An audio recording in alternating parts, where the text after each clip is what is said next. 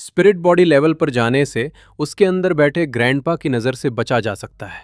आने वाले कुछ दिनों में मैं इस पर प्रॉपर रिसर्च करूंगा। क्लाइंट ने अपने थॉट्स को सिरिंज की तरह कंट्रोल में खींचा और अब अपने सेकंड टारगेट ऑफ सस्पिशन पर ध्यान दिया। पहले ये इंसान उसे कुछ खास नहीं लगा था, उसे कभी सीरियस लगा भी नहीं था कि ये ट्रांस माइग्रेटर हो सकता है। लेकिन अब जब दिमाग थोड़ा शांत हुआ और उसने चीज़ों को डीपर एंगल से प्रोसेस करना शुरू किया, तो उसे एहसास हुआ कि जिन बातों को वो कॉमन सेंस समझ रहा था वो एक्चुअली इतनी सिंपल नहीं थी। उनमें एक अनस्पीकेबल हॉरर छुपा हुआ था, ऐसा डर जो बिना बोले गला दबा दे। उसका सस्पिशन अब जाकर टिका। Ancient sun god, city of silver का क्रिएटर। 7 चर्चों की अलग अलग बाइबल अर्थ की वेस्टर्न रिलीजन से सक्सेसफुली सिमिलर लगती हैं और उनकी मैसेज भी।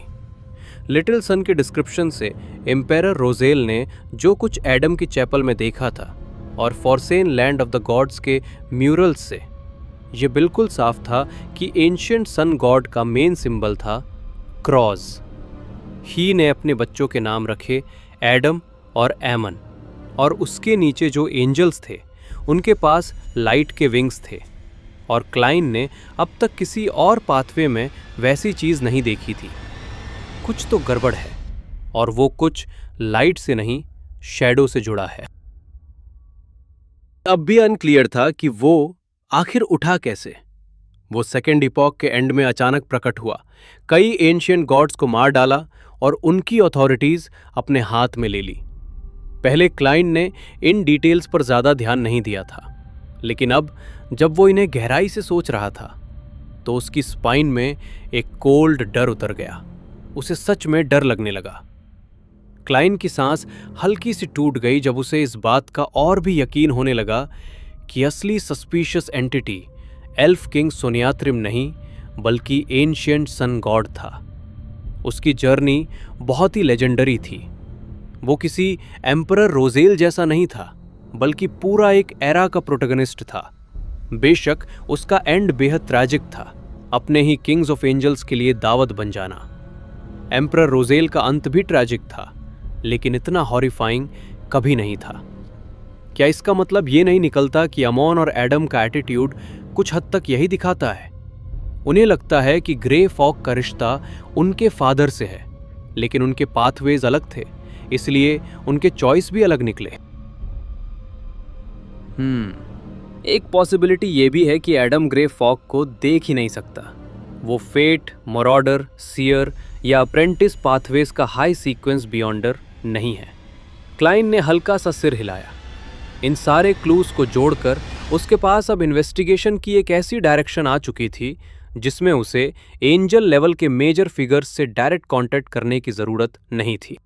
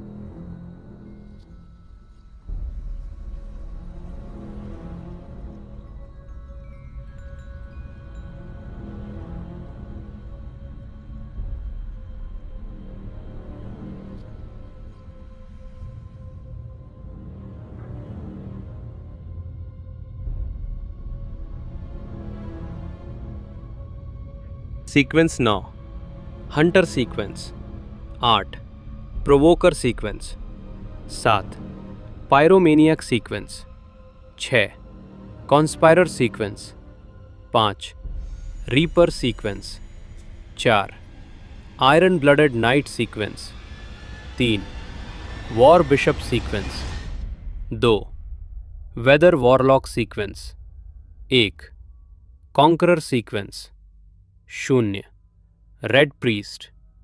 क्लाइन की नज़र हर पोर्ट्रेट और हर सीक्वेंस पर गई और उसने सारी इंफॉर्मेशन अपने दिमाग में एनग्रेव कर ली।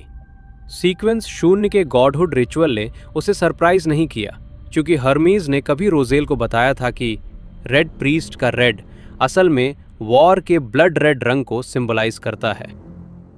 जब क्लाइंट ने पूरे महाद्वीप को हिला देने वाला युद्ध छेड़कर जीत हासिल करना देखा तो उसके अंदर कोई खास एक्साइटमेंट नहीं आया।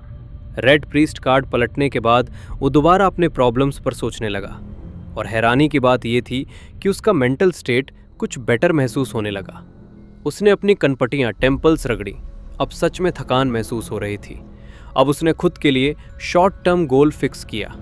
बैकलैंड के ग्रेट स्मॉक के पीछे जो कोई है उसकी इन्वेस्टिगेशन पूरी करनी है। ये एक ऐसा काम था जो अब तक अधूरा था। उसने डिसाइड किया आर्म्स डील को ओरिजिनल प्लान के हिसाब से कंटिन्यू करेगा। मनी मिलते ही बैकलैंड वापस जाएगा। अब तक उसके पास 2 मेन क्लूज थे। एक, रॉयल गार्ड्स का कैप्टन वाइकाउंट स्ट्रैटफोर्ड। 2, MI9 का deputy director brigadier general Cornus Kilgor. Klein ने खुद को संभालने की कोशिश की और सोचा कि दिमाग को व्यस्त रखना ज़रूरी है। ग्रे फॉग छोड़ने से पहले उसने वो mental medicine recipe crimson star की तरफ फेंक दी, जो द मून एम्बलिन को रिप्रेजेंट करती थी। उसने वैम्पायर से रिक्वेस्ट किया कि हर बोतल 1 पौंड के हिसाब से 1 हफ्ते की मेडिसिन बना दे। बैकलैंड। ओडोरा फैमिली विला एक्टिविटी रूम में इंतजार कर रहे एम्बलिन वाइट ने होठ टेढ़े किए और मनी मन सोचा, एक ट्रांजैक्शन ऑफ जस्ट 7 पॉइंट्स। वो सच में ये करना नहीं चाहता था। अगर द वर्ल्ड थोड़ा केयरफुल रहता तो खुद ही दवा बना लेता। उसने द वर्ल्ड की रिक्वेस्ट पर मना नहीं किया था, क्योंकि सीक्वेंस 5 वैम्पायर बियॉन्डर कैरेक्टरिस्टिक खरीदने के लिए उसने पूरे 5000 पाउंड खर्च कर दिए थे, और अब उसके पास सिर्फ 730 पाउंड बचे थे। उसी वक्त कॉस्मी वहां आया। वो एक मिडिल एज जेंटलमैन जैसा लग रहा था। बो एक्सचेंज करने के बाद सैनगुइन बैरन ने पूछा, एम्बलिन, तुम अचानक यहाँ क्यों आए हो? एम्बलिन को हल्की सी गिल्ट फील हुई, लेकिन उसे द हैंग्ड मैन और द वर्ल्ड से हुई पिछली बातचीत याद आ गई। उसने अपनी ठुड्डी हल्के से उठाई और कैजुअल अंदाज में बोला, मुझे एक sequence 5 scarlet scholar beyonder characteristic मिली है। मैं जानना चाहता हूं कि हम मुझे वाइकाउंट बनाने का रिचुअल कब शुरू कर सकते हैं। कॉस्मी चौंक गया और हैरानी से बोला, तुम्हें स्कारलेट स्कॉलर बियॉन्डर कैरेक्टरिस्टिक मिल गई? एम्बलिन ने उसे देखा और हल्की मुस्कान के साथ सिर हिलाया। हाँ। उसने ये नहीं बताया कि उसने बियॉन्डर कैरेक्टरिस्टिक कैसे हासिल की, मानो कॉस्मी ये जानने लायक ही ना हो। कॉस्मी का मुंह खुला का खुला रह गया और वो कुछ सेकंड तक चुप रहा। फिर बोला, अगली फुल मून तक इंतजार करो। थोड़ा रुककर उसने कहा, मेरे पास तुम्हारे लिए कुछ है। मेरे ग्रैंडफादर ने बताया है कि एक बहुत अहम शख्स बैकलैंड आने वाला है। वो तुमसे मिलना चाहता है। वो? एम्बलिन की आंखें तुरंत चौड़ी हो गईं। सांगुइन जाति के वो प्राचीन अस्तित्व जो सेकेंड एपॉक से आज तक जिंदा थे, और साथ ही ग्रेट जीरो सील्ड आर्टिफैक्ट्स। ऐसी एंजल लेवल की महत्वपूर्ण ताकतें 5 से ज्यादा नहीं थी। एम्बलिन 2 सेकंड तक चुप रहा, फिर हल्का सा सिर झुकाकर पूछा, कौन है वो? उसके लिए एंजल्स सम्मान के काबिल थे, लेकिन जिनको सभी सैंगुइन वो कहकर पुकारते थे, वही असली डर और गर्व का कारण थे। वही जो उनकी पूरी लॉन्ग हिस्ट्री के गवाह थे। मुझे पक्का नहीं पता, बस इतना समझ लो, सही वक्त आने पर मैं तुम्हें बता दूंगा। कॉस्मी ओडोरा ने सिर हिलाया। एम्बलिन के दिमाग में सवाल तूफान की तरह आए। क्या ये एंसेस्टर का इशारा है? फिर वो खुद क्यों नहीं बोले? क्या ये सब मिस्टर फोल से छुपाने के लिए है? मैं तो उसकी चुनी हुई औलाद हूं। वो कुछ बोले बिना अपनी टॉप हैट पहनकर बाहर निकल गया। दरवाजे पर पहुंचकर उसमें आसमान की हल्की बेकार सी क्लाउड लेयर को देखा।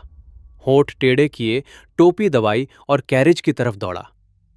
इतने घटिया मौसम में निकलना ही बेवकूफ़ी है। The world.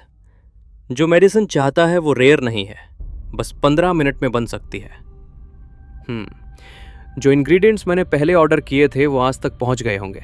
अब मिस मैजिशियन के साथ डिलेड ट्रांजैक्शन भी कर सकता हूं। बैकलैंड, चरवुड बरो। फोर्स ने ग्लास बॉटल्स ऑल्टर पर रखीं और लाइट ब्लू और गोल्डन लिक्विड्स को देखा, शॉपिंग का थ्रिल महसूस करते हुए। कॉकटेल से भी इंसाइटिंग लग रही थी। आइस डालकर टेस्ट इंप्रूव करूं? सीरियसली, ये सब मेडिसिन है। फोर्स खुद पर हंसते हुए रूम जल्दी क्लीन कर दिया। रिक्वायर्ड मेडिसिन मिलते ही उसने अबेंडन कैसल इन डेलेयर फॉरेस्ट के लिए तैयारी पूरी की। बस जियो के रिटर्न होने का इंतजार था। कुछ मैटर्स टाइडी करने के बाद फोर्स सोफा पर स्लम्ड होकर न्यूज़पेपर्स उठाईं और दिन की आइटिनरी प्लान करने लगी। डस्क पर सेट ऑफ। डिनर शायद फॉरेस्ट के बॉर्डर टाउन पहुंचते ही होगा। चुपचाप मम्बलिंग करते हुए फोर्स न्यूज़ एट सी का कॉपी फ्लिप कर रही थी। अचानक फोर्स की नज़र ठिठक गई। आंखों में एक फेमिलियर नाम चमक रहा था, गेरमन स्पैरो। ये एडवेंचरर फिर से सी में दिखाई दिया, ब्लैक ट्यूलिप पर चढ़ा, मिडिल एज्ड नाम वाले डेथ कंसल के साथ। उसने एडमिरल हेल लडवेल को मार दिया और 7 पायरेट एडमिरल्स की लाइनअप फिर बदल गई। फोर्स ने सब कॉन्शियसली अपनी चेस्ट पर हाथ रखा, अनश्योर कि वो किस बात पर खुश है। इसी वक्त उसे बेमतलब का एहसास हुआ कि गेरमन स्पैरो के एक्सपीरियंसेस इतने लेजेंडरी हैं कि सीधे नॉवल में लिखे जा सकते हैं। लेकिन दुर्भाग्य से वो कोई आसान इंसान नहीं है, वरना मैं उसका पार्ट टाइम बायोग्राफर बन सकती थी। अगर मैं गेरमन स्पैरो नाम की किताब लिखूं तो ऑफिशियल बियॉन्डर्स मुझे टारगेट कर देंगे। फोर्स अम्यूजमेंट में सोच रही थी कि तभी लॉक घूमने की आवाज़ आई। ऊपर देखती है तो जियो डोर पुश करता हुआ लिविंग रूम में एंटर कर रहा था। Huge really? फोर्स ने सरप्राइज में पूछा। शियो ने अपने ब्लॉन्ड बालों के दाहिने सिरे को हल्के से रफल किया और कहा, मैं फिर से MI9 से मिली और एक मिशन मिला। What is it? Force curiosity में बैठ गई। शियो आराम से सिंगल सीटर पर झूलती हुई बैठ गई। इन्वेस्टिगेट करो उस क्रेजी एडवेंचरर गेरमन स्पैरो का बैकग्राउंड। MI9 के इन्फो के हिसाब से वो एक टेरिफाइंग बियॉन्डर है और जो नाम वो इस्तेमाल करती है वो फेक है। उसके आइडेंटिफिकेशन डॉक्यूमेंट्स भी फेक है। शायद वो बैकलैंड से आया है। उनका सस्पिशन है कि गेरमन स्पैरो की कोई और आइडेंटिटी है और उसके पार्टनर्स भी हैं यहाँ। पार्टनर्स शब्द सुनते ही फोर्स के होठों के कोने ट्विच कर गए। उसके मन में अर्ज हुआ कि शियो को बता दे कि MI9 का गेस सही है। गेरमन स्पैरो का पार्टनर तो उसके सामने ही बैठा है। फोर्स ने हल्का कफ किया और काम रहते हुए पूछा, why are you investigating Gehrman Sparrow का बैकग्राउंड? इस बार उसने क्या किया? शियो ने फोर्स के पास रखी न्यूज़पेपर्स की स्टैक पर एक नज़र डाली। आज का न्यूज़ एट सी नहीं पढ़ा क्या? गेरमन स्पैरो ने एडमिरल हेल लडवेल को मार डाला और अब उसे 5 सीज का स्ट्रॉन्गेस्ट एडवेंचरर माना जाता है। वैसे MI9 ने मुझे ये भी बताया कि जर्मन स्पावर शायद द फोल के सीक्रेट एग्जिस्टेंस में विश्वास करता हो। ये खबर कई सोर्स से आई है, इंक्लूडिंग ऑरोरा ऑर्डर और rose school of thought. I can testify to that, they are right. Fors ने जबरदस्ती मुस्कान दी और कहा, sounds rather dangerous. Yes, Xio ने सिर हिलाया। मैं बस इंटेल इकट्ठा करूंगी, ज्यादा डीप नहीं जाऊंगी। फोर्स ने टॉपिक आगे नहीं बढ़ाया और बोली, मेडिसिन तैयार है, आज डेलेयर फॉरेस्ट चलते हैं। शियो, जो कुछ दिन पहले ही सीक्वेंस 7 इंटरोगेटर बन चुकी थी, अपने साइकिक पियर्सिंग पावर के साथ खड़ी हुई। ऑलराइट, उसने एक्शन क्वीन वाला अंदाज दिखाया। चलो अब निकलते हैं। थोड़ा और वेट करते हैं, मैं सोच रही थी डस्क तक। फोर्स ने थोड़ी झिझक के साथ कहा।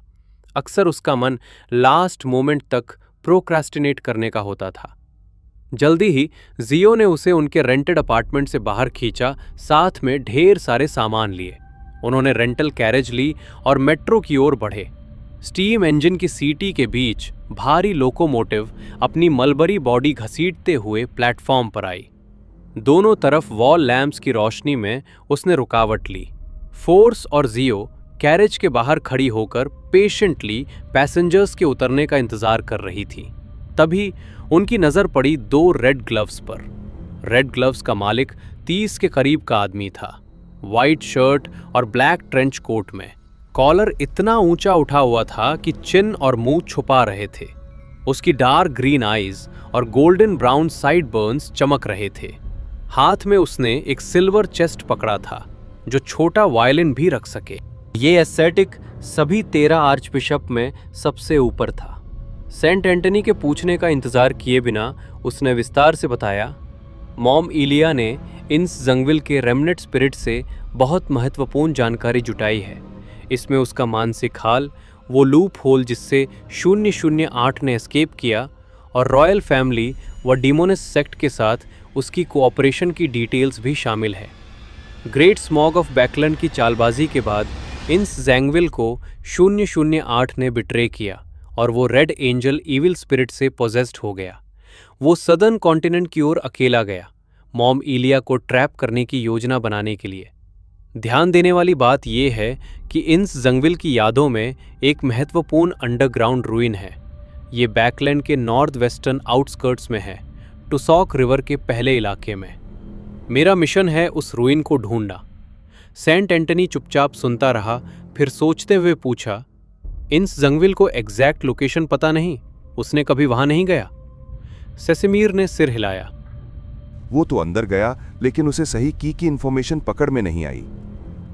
सेंट एंथनी ने संक्षेप में हेड नॉट किया और पूछा, तो क्या पता चला कि रॉयल फैमिली के किस बैच के लोगों के साथ इंस जैंगविल काम कर रहा था? नो। क्रेस्टेड सेसिमिर ने थोड़ा ठहराव लिया और कहा, सामान्य लॉजिक से देखें तो चाहे पार्टनर्स डिस्गाइज में हों, मिलने पर मेमोरी फ्रैगमेंट्स तो मिलनी चाहिए थी, लेकिन इन जैंगविल की स्पिरिट बॉडी में कोई ट्रेस नहीं था, जैसे कभी मौजूद ही नहीं थे। शायद ये किसी डीड के असर की वजह से है। वो पावर जिसे सीक्वेंस 4 डेमीगॉड भी रेजिस्ट नहीं कर सकता, ध्यान देने लायक है। सेंट एंथनी ने हल्का सिर हिलाया।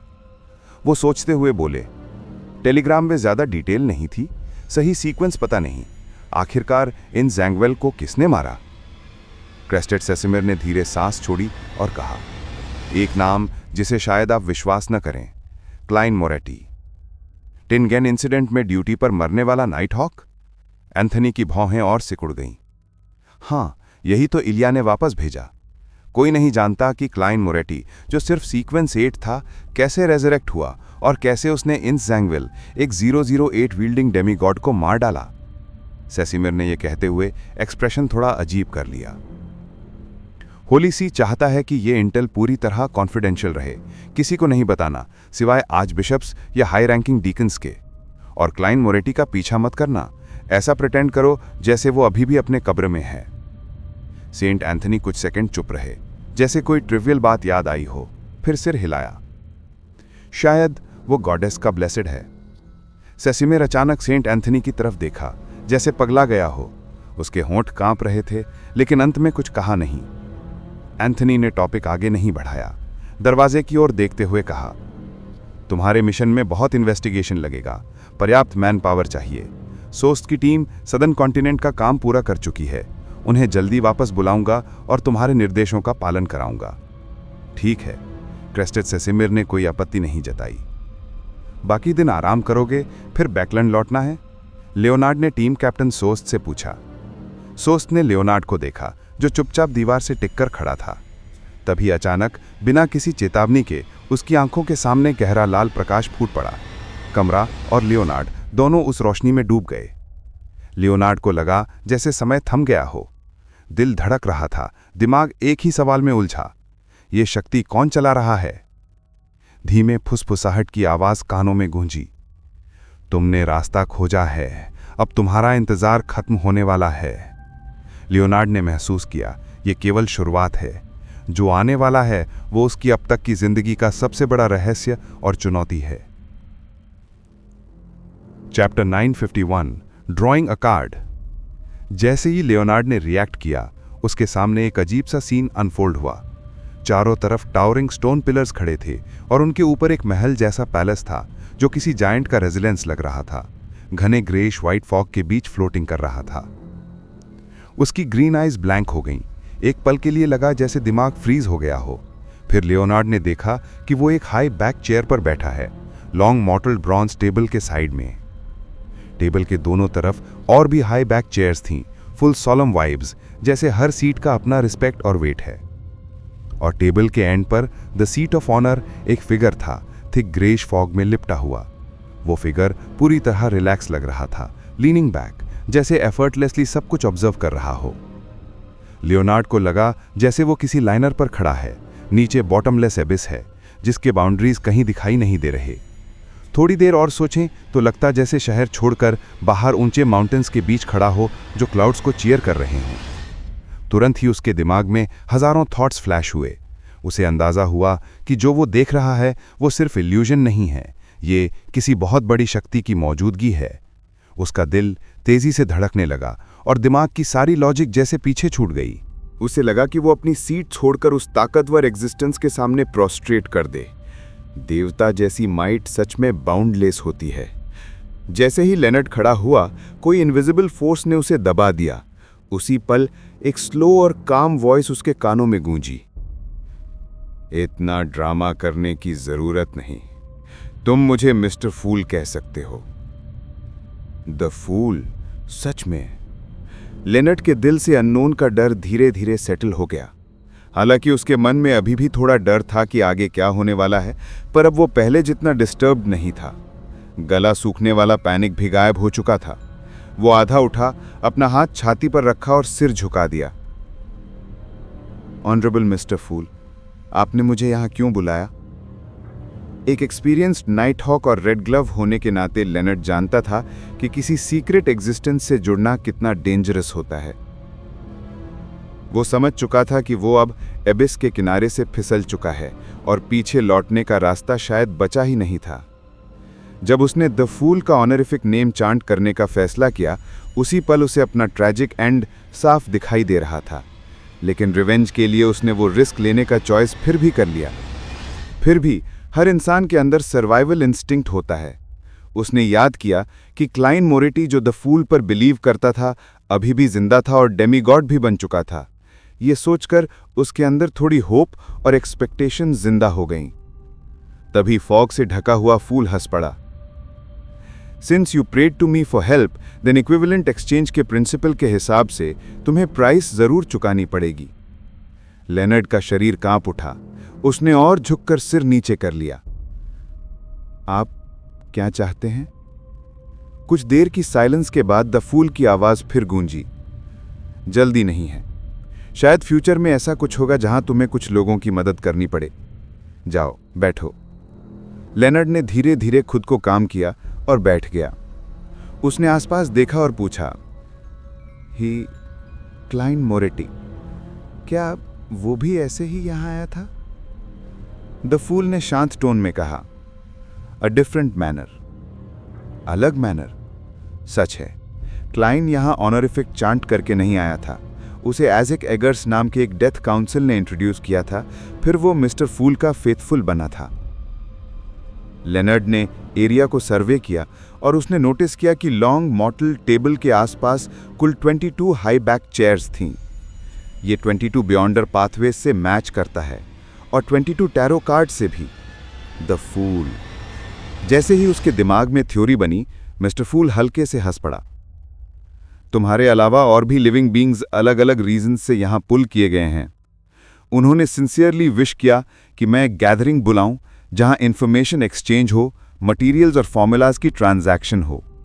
वो एक दूसरे की मदद करते हैं जिससे वो तेजी से एडवांस कर पाते हैं और इवेंचुअली हाई सीक्वेंस बियॉन्डर्स बन जाते हैं।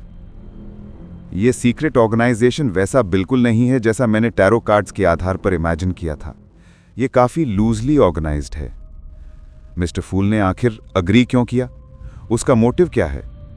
ग्रे फॉग से भरे एंशिएंट पैलेस में आने के बाद लेनर्ड का माइंड हाई स्ट्रंग हो चुका था, जिससे उसकी थिंकिंग अनयूजुअली शार्प हो गई थी। उसके दिमाग में लगातार सवाल पैदा हो रहे थे। रिवेंज पूरा करने के बाद वो कुछ समय तक एम्प्टी और लो स्पिरिटेड महसूस कर रहा था, जैसे लाइफ का गोल ही खो गया हो। लेकिन फिर उसने खुद को संभाल लिया। डेली की मौत ने उसे ये साफ दिखा दिया था कि वो अभी स्ट्रांग नहीं है। अगर वो फ्यूचर मिशंस में अपने कंपेनियंस को लूज नहीं करना चाहता, अगर वो उन्हें बचाने की पावर चाहता है, तो उसे कम से कम सीक्वेंस 4 तक तो पहुंचना ही होगा। उसे एक डेमीगॉड बनना ही होगा। इसीलिए द फूल के वर्ड्स ने उसके दिल को हिला दिया। उसे लगा ये एक मौका है। साथ ही गैदरिंग ज्वाइन करके वो इस सीक्रेट ऑर्गेनाइजेशन को बेहतर तरीके से समझ सकता था और द फूल से जुड़े खतरे को मैक्सिमम लेवल तक कंट्रोल कर सकता था। थोड़ी देर सोचने के बाद लेनर्ड ने पूछा, क्लाइन मोरेटी इस गैदरिंग का रेगुलर मेंबर है? क्या उसकी भी यहां सीट है? द फूल ने बिना ज्यादा कंसर्न के जवाब दिया, हां। लेनर्ड कुछ सेकंड चुप रहा, फिर बोला, ऑनरेबल मिस्टर फूल, क्या मैं इस रेगुलर गैदरिंग का हिस्सा बन सकता हूं? ग्रे फॉग में लिपटे हुए फूल ने हल्की स्माइल के साथ कहा, जरूर। जब वापस जाओ तो यह बात पैलेस जोरासेट को जरूर बताना। उससे हाइड करने की कोशिश मत करना। हिम से। हिम। ओल्ड मैन सच में एंजल है। लक्स साइफन चार्म इतना मैजिकल क्यों है, अब समझ आया। लेनर्ड को पहले से अंदाजा था, फिर भी मिस्टर फूल से कंफर्म सुनकर वो अंदर से हिल गया। थोड़ा हेजिटेट करके उसने पूछा, मुझे पैलेस जोरासेट को बताना क्यों जरूरी है? उसका रिलेशनशिप पैलेस जोरासेट से ठीक था, कुछ लेवल का ट्रस्ट भी था, फिर भी वो वॉरी था। वो मिस्टर फूल की सीक्रेट गैदरिंग ज्वाइन इसलिए करना चाहता था ताकि वो एंशिएंट पैरासाइट के खतरे को बैलेंस कर सके। तभी मिस्टर फूल हल्की स्माइल के साथ बोला, कई बार कॉन्फ्लिक्ट से ज्यादा यूजफुल होता है फियर पैदा करना। Fear is more useful than conflict. सही बात है। फोर्सफुली बैलेंस बनाने से ओल्ड मैन भड़क सकता है। फाइनल बैटलफील्ड तो उसके अपने बॉडी के अंदर ही होगा, जो उसके लिए बेहद डेंजरस है। अगर हिम के अंदर फियर बैठा दिया जाए तो वो सिचुएशन को सीरियसली लेगा। भले ही उसके इरादे गलत हों, वो ऑल्टरनेटिव रास्ता सोचेगा, दूसरा पाथ चुनेगा। लेनर्ड ने समझ के साथ सिर झुका दिया। ऑनरेबल मिस्टर फूल, मेरे पास अब और कोई सवाल नहीं है।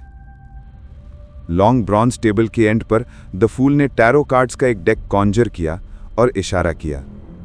इन सब ने अपने कोड नेम के लिए एक टैरो कार्ड चुना है। तुम भी एक चुन सकते हो। डेक में उनके ओनर्स के कार्ड्स हटा दिए गए हैं। तो सच में टैरो कार्ड्स ही उनके कोड नेम्स हैं? लेनर्ड ने हल्की सांस ली और फिर पूछा, क्लाइन मोरेटी की कार्ड कौन सी है? The world. वो वही है और फिर नहीं भी। ये क्या मतलब? लेनर्ड ने और पूछने की हिम्मत नहीं की। उसने अपना राइट हैंड बढ़ाया और डेक से एक कार्ड निकाली। कार्ड पलटते ही उसने देखा एक गॉडेस होली वाटर डाल रही थी और पीछे स्काई में स्टार्स बिखरे थे। 10 स्टार। ये लेनर्ड के टेस्ट से मैच नहीं करती थी, लेकिन रिचुअल मिस्टर फूल के सामने कंप्लीट हो चुका था। अब एक्सेप्ट करने के अलावा ऑप्शन नहीं था। अब वापस जाओ। गैदरिंग हर मंडे 3 PM बैकलैंड टाइम पर होगी। ग्रे फॉग में ढके हुए फूल ने हाथ उठाया और लेनर्ड जो बो करने जा रहा था इंस्टेंट गायब हो गया। अब क्लाइन का साइड। द फूल क्लाइन हल्का सा हंसा और सारे टैरो कार्ड्स फ्लिप कर दिए। हर एक पर वही पिक्चर था, सेम स्टार फिल्ड स्काई। सारे कार्ड्स थे 10 स्टार। थोड़ी देर हंसने के बाद क्लाइन ने क्रिम्सन स्टार को देखा जो लेनर्ड को रिप्रेजेंट कर रही थी। जब उसने पोएट को ग्रे फॉग के ऊपर पुल किया था, उसने केयरफुली ऑब्जर्व किया।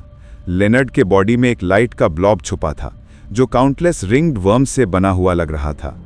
उसके सोल बॉडी के डीप अंदर हिडन था। इससे क्लाइन कंफर्म कर सका कि पैलेस जोरासेट ने अभी सिर्फ प्रिलिमिनरी स्टेज पर पैरासिटाइज किया था। उसका कंट्रोल अभी लेनर्ड के body of heart and mind, astral projection, ether body और फिजिकल बॉडी पर नहीं था। डेमीगॉड बनने के बाद क्लाइन को ग्रे फॉग के ऊपर वाले स्पेस पर ज्यादा कंट्रोल मिल गया था। अब वो विदाउट सोल को टारगेट किए भी किसी को पुल कर सकता था, वो चूज कर सकता था। इसीलिए उसने लेनर्ड के सोल बॉडी को टच नहीं किया, सिर्फ उसका एस्ट्रल प्रोजेक्शन पुल किया। इससे पैलेस जोरासेट डिस्टर्ब नहीं हुआ और हिम उस मिस्टीरियस स्पेस में भी नहीं खिंचा। ऑफ कोर्स एक सीक्वेंस 1 एंजल नोटिस जरूर कर लेगा और दूसरों के ड्रीम्स में एंटर करने की एबिलिटी वैसे भी एवरनाइट पाथवे के बियॉन्डर्स के एस्ट्रल प्रोजेक्शन से ही आती है। तो मिस्टीरियस स्पेस में लेनर्ड की नेचुरल स्ट्रेंथ पर कोई असर नहीं पड़ा। काश वो धीरे धीरे पैलेस जोरासेट के पैरासिटाइजिंग से एस्केप कर सके। क्लाइन ने मन में साय किया। असल रीजन लेनर्ड को टैरो क्लब ज्वाइन कराने का ये था, वो अपने इस पुराने टीममेट को स्ट्रॉन्गर बनाना चाहता था ताकि वो पैलेस की क्लॉज से निकल सके। अगर वो मरॉडर पाथवे वाला एंजल ईविल नहीं है तो लेनर्ड उसकी मदद कर सकता है, उसे अमाउंट से हाइड करने में और उसकी रिकवरी में।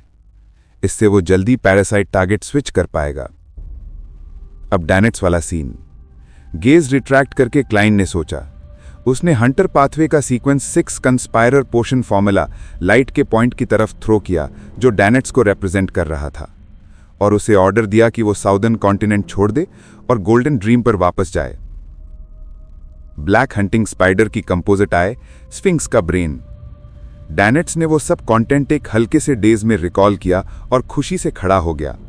उसने डिसाइड किया कि वो एंडरसन को गुड बाय बोलेगा और डेंजरस साउदर्न कॉन्टिनेंट से निकल जाएगा। फॉक्सी के स्ट्रॉन्गेस्ट हंटर के कमरे के सामने पहुंचकर उसने वुडन डोर नॉक किया और देखा कि दरवाजा खुला हुआ था। एंडरसन ने डोर लॉक ही नहीं किया था। डैनेट्स ने पजल्ड होकर अंदर देखा और देखा कि एंडरसन नाइफ पकड़े हुए अपना पेट चीर रहा था।